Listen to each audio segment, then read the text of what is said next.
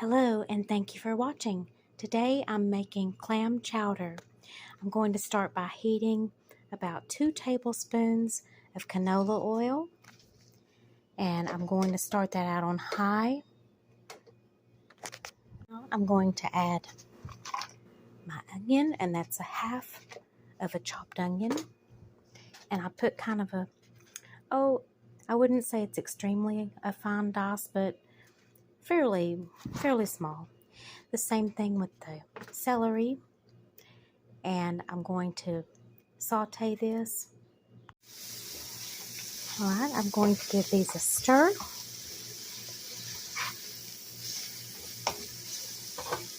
I had 12 potatoes diced about a ½ inch.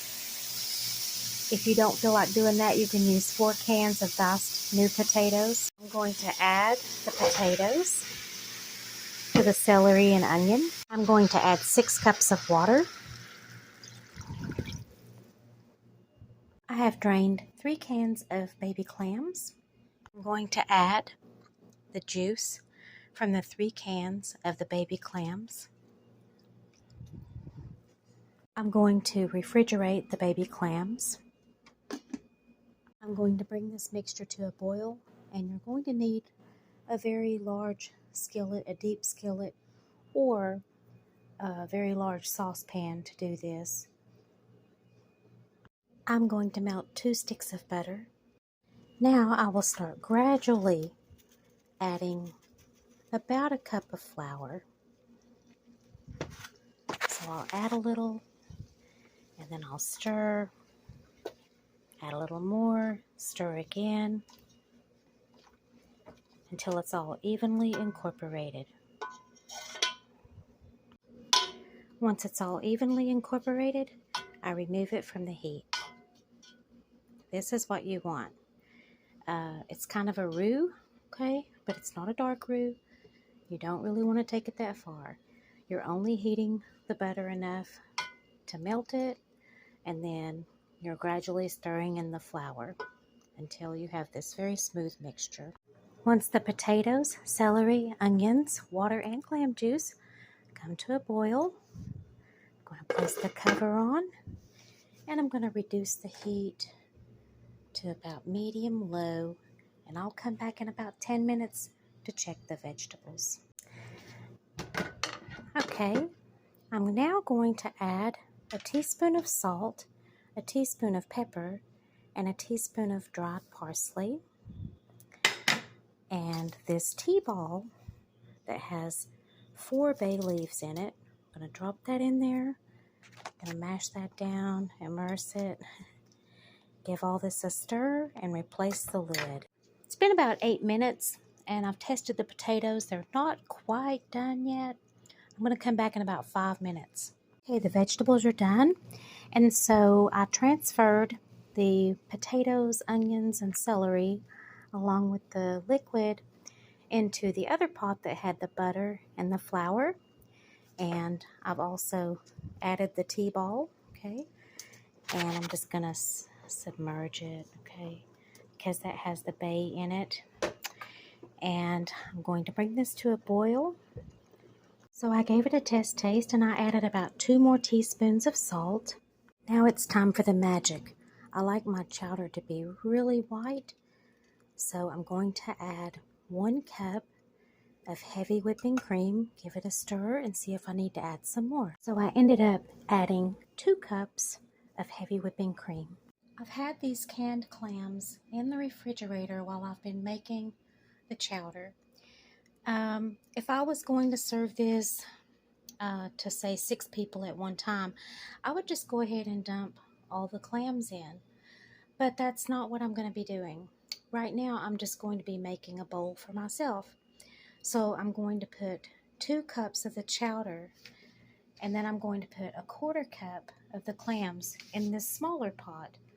And I'm going to heat it for a couple of minutes until the clams are heated thoroughly, okay?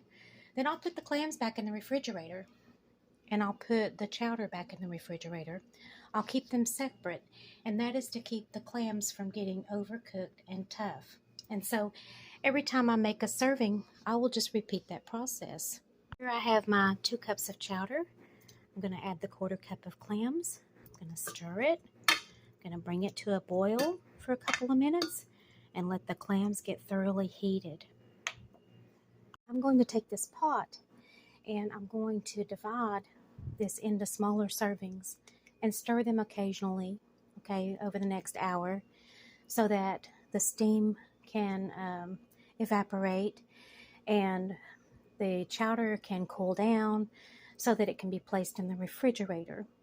And we have a total of 4 hours basically to get this to 71 degrees outside of the refrigerator and 41 degrees inside the refrigerator. So that's why we want to divide it into smaller portions.